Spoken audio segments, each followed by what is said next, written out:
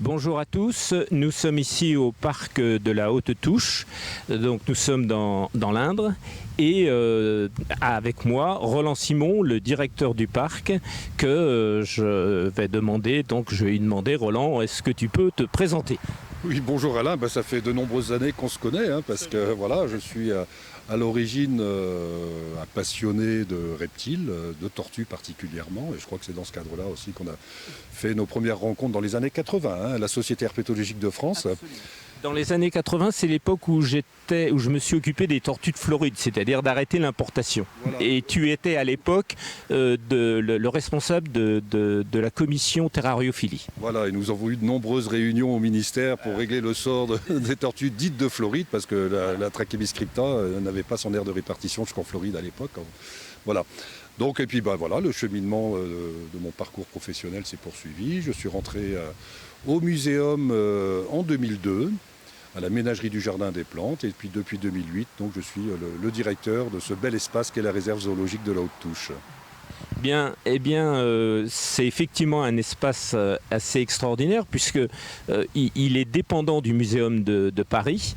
Et tout simplement parce que la ménagerie à un moment donné était trop petite, on est allé à Vincennes pour agrandir le domaine, et comme Vincennes n'a pas suffi, on est venu ici à la Haute-Touche où manifestement il y a de la place. Voilà, l'histoire n'est pas tout à fait celle-là, mais quand même. La Haute-Touche, en fait, c'est un legs du propriétaire du château d'Azel-Ferron en 1958, qui a légué donc le château, la forêt de Preuilly, quelques 7000 hectares, donc à la ville de Tours, qui gère toujours le château. Et le domaine de la Haute-Touche, qui était en fait la ferme du château, a été légué au Muséum national d'histoire naturelle. Les propriétaires avaient commencé une petite collection de cervidés, il y avait différentes espèces de cervidés, et ça s'est poursuivi. Et effectivement, à l'époque, les réseaux des parcs zoologiques n'étaient pas organisés, ou moins organisés, et la Haute-Touche, en fait, servait à recevoir en fait, les surplus des parcs zoologiques parisiens, donc de la ménagerie et du parc zoologique de Vincennes, et d'où son nom, sans doute, initial, de réserve, qui lui va qui lui va comme un gant, parce que la réserve, en fait, c'est 436 hectares de domaines forestiers, 150 hectares d'enceintes zoologiques, donc c'est très vaste, c'est très naturel, donc le nom de réserve zoologique lui va vraiment comme un gant. Alors, il se trouve que cette réserve zoologique est également dans le parc naturel régional de la Brenne. Et la chose quand même qui m'a toujours estomaqué, c'est le fait que quand vous vous êtes installé, quand le muséum s'est installé ici, eh bien, ils sont tombés sur une espèce absolument emblématique, mais qui était déjà présente, c'est-à-dire la cistude, qui était dans les étangs du parc. Tout à fait, oui. Alors, qui était présente sur le site et puis qui s'est un petit peu développée du fait de la création d'étangs en fait dans le cadre de l'aménagement de la réserve. Et aujourd'hui, depuis 2009, en fait, on a développé le projet de création d'élevage conservatoire de la cistude. Nous avions un groupe assez important de cistudes adultes dans un enclos de présentation pour les visiteurs. Et donc, on a lancé cet élevage conservatoire où aujourd'hui on produit de nombreuses petites cistudes tous les ans qui potentiellement peuvent être utilisées et ont déjà servi à la réintroduction dans le milieu ou à des renforcements de population. Oui, c'est quelque chose que nous avons suivi au niveau du groupe Cistude de la SHF, qui était quelque chose d'important. Mais c'est vrai qu'il y a maintenant des réintroductions qui se font dans différents secteurs, que ce soit en Alsace, que ce soit en Savoie, le lac du Bourget, que ce soit en Provence où il y a également des projets de réintroduction. Qu'est-ce que tu en penses de ce principe et de cette idée de réintroduire des espèces, parce que c'est quand même aussi une des motivations du parc. Oui et non. Alors sur la question de la réintroduction ou du renforcement de population, rien ne doit être fait si le milieu permet la restructuration naturelle de la population existante. Voilà, ça je crois que c'est un principe fondamental qu'il faut vraiment respecter. Et si nous nous sommes engagés avec les collègues En Savoie, là, c'est tout simplement parce que l'espèce avait disparu fin 19e siècle. Donc il y a eu une première ébauche à partir d'individus adultes qui ont été réintroduits, je crois, dans le début des années 2000, 2002, me semble-t-il, je ne sais plus exactement, pour valider en fait l'adaptabilité de l'espèce à ces milieux. Et quand la démonstration a été faite de la reproduction et de l'évolution des jeunes en fait sur le site, plutôt que de prélever dans la nature des tortues adultes en Brenne, l'idée était plutôt de développer un élevage et donc de réintroduire des animaux issus de captivité.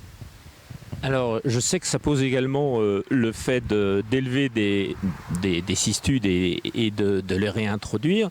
Ça pose également un autre problème qui est celui des sous-espèces. Parce qu'effectivement, on sait qu'au niveau européen, il y a dans les 7 sous-espèces de cistudes, essentiellement dues au problème des glaciations. Hein. N'oublions pas que la cistude est présente en Europe depuis pratiquement 600 000 ans. Elle est arrivée pratiquement en même temps que l'espèce humaine.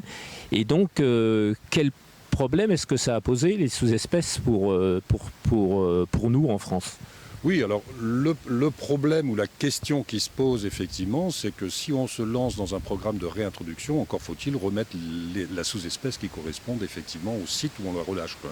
Donc ce qui fait qu'aujourd'hui il y a des possibilités d'analyse génétique qui fait qu'on identifie en fait les reproducteurs, ce qui permet donc de réintroduire les espèces qui correspondent bien effectivement à la sous-espèce concernée, quoi. En l'occurrence, la cistude de la Brenne, c'est la sous-espèce orbicularis, était effectivement la sous-espèce qui était présente en fait en Savoie. Donc pour ce qui nous concerne, c'est très simple. Voilà, nos cistudes vont à Savoie et on est sujet aussi à parfois à des saisies ou à des ramassages d'animaux intempestifs, etc. Donc on est sollicité par les autorités et soit directement, soit indirectement. Et à ce moment-là, on fait une identification, on isole ces individus, on les identifie génétiquement et au besoin, on les transfère, si ce n'est pas la sous-espèce qui correspond à celle que nous avons ici, on les transfère dans d'autres parcs zoologiques qui vont les accueillir et les héberger, soit avec une stratégie de reproduction, soit avec une stratégie d'absence de reproduction, dans la mesure où ces animaux ne sont pas requis pour de la réintroduction, quoi. Par contre, alors l'idée, mais pourquoi ne pas les remettre dans le milieu ? Tout simplement parce que quand il y a des saisies de cistudes, on ne sait pas d'où elles viennent, quoi, hein. Donc ça serait contre-productif en fait de remettre ces animaux dans un milieu dont on connaît, dans n'importe quel milieu, on ne va pas réintroduire, je ne sais pas moi, de la Gallo italica par exemple, qui est plutôt du sud de la France, en Brenne. Ça serait un sacrilège. De toute façon, c'est vrai que c'est compliqué ces histoires de sous-espèces par rapport à notre travail de conservation, hein, puisque c'est la conservation qui motive effectivement le problème de maintenir des espèces dans leur milieu essentiellement. Je dois dire qu'effectivement, nous en France, on tourne autour de 2-3 sous-espèces de cistudes à peu près. Et avec évidemment aussi des hybrides, parce qu'il se trouve que quand il y a des territoires conjoints, il y a de l'hybridation entre les différentes sous-espèces. Mais je pense que là, on est quand même sur des projets qui sont quand même pérennes et qui rentrent dans le cadre aussi de ce qu'on appelle le plan national d'action cistude qui a été initié par le ministère en France et qui est quand même un outil, on va dire. Mais est-ce qu'il fonctionne bien ? Qu'est-ce que tu en penses ? Bien souvent, le plan national d'action est en cours de re-rédaction, hein. Je ne sais pas s'il est encore officiellement sorti ou édité. Ça a un gros intérêt, voilà. Qu'il s'agisse, pour ce qui nous concerne, de la cistude ou de l'outarde canepétière, qui est aussi un élevage conservatoire que nous avons ici à la Haute-Touche en collaboration avec la Ligue de protection des oiseaux. Il est impératif en fait de se reposer sur ces lignes directrices, parce qu'on va prendre en fait l'ensemble de la situation de l'espèce, c'est-à-dire la situation de l'espèce dans son milieu, une évaluation des effectifs en fonction des différents sites, la qualité des biotopes où se trouve l'espèce, des orientations également, là je pense plus peut-être à l'outarde, mais où il va y avoir donc des des mesures agro-environnementales pour accompagner les agriculteurs pour ménager ou préserver un biotope favorable à l'outarde, dans l'occurrence.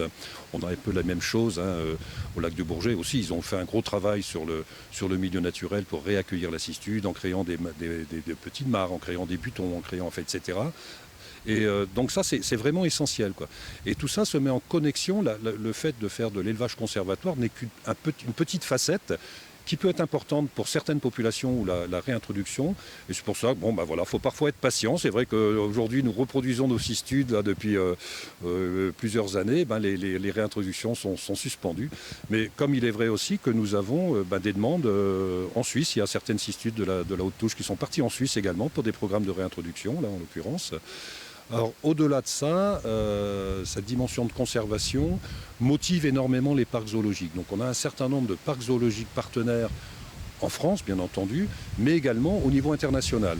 Actuellement, l'Association européenne des parcs zoologiques a créé un EEP, Programme européen d'élevage pour espèces menacées, où il y a une corrélation, une mise en commun des données de détention des cistudes et des plans d'élevage en fait, qui vont pouvoir être développés dans différents parcs zoologiques au niveau international. Roland, ça me fait penser à une chose, c'est que finalement la cistude est le seul reptile qui fonctionne au parc de la haute touche, puisque on sait bien qu'à la ménagerie, les reptiles sont très nombreux et très variés, mais nous, au parc de la haute touche, c'est la cistude. Il se trouve que tu vas bientôt prendre ta retraite, une retraite bien méritée. Et si. Ça sera bientôt le temps. Donc une retraite absolument nécessaire et bien méritée. Comment est-ce que tu envisages finalement l'avenir de tout ce que tu as fait comme travail pour la cistude ici à la haute touche, puisqu'effectivement c'est quand même une succession qu'il va falloir aussi essayer d'assurer. Je suis plutôt rassuré. Tout d'abord, il faut savoir que le muséum gère la haute touche.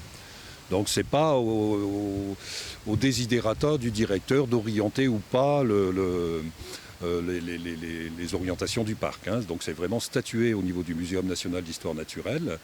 C'est une grande fierté pour le muséum, nos deux élevages conservatoires, que ce soit la cistude ou l'outarde canepetière. C'est vraiment quelque chose que ces programmes que le muséum aime à mettre en avant, ce qui est bien légitime. Donc je pense que ça va bien se passer, d'autant plus que concernant la cistude, on a actuellement une équipe de soigneurs, des soigneuses en l'occurrence, qui sont passionnées par le sujet, qui maîtrisent complètement le sujet. Le savoir-faire, je l'ai transmis, je crois, et aujourd'hui elles savent très bien comment se débrouiller avec ça, et sans parler évidemment de nos collègues vétérinaires qui assurent aussi très largement la problématique de gestion de l'espèce. Donc je suis assez confiant, ça devra se poursuivre. Pas aucun souci. Eh bien écoute Roland, je te remercie infiniment parce que c'était vraiment un petit interview un petit peu surprise en quelque sorte, et nous espérons que tous ceux qui suivent nos activités sur YouTube vont pouvoir effectivement apprécier cette interview. Je vous remercie, je te remercie Roland, et à bientôt. À très bientôt. Voilà.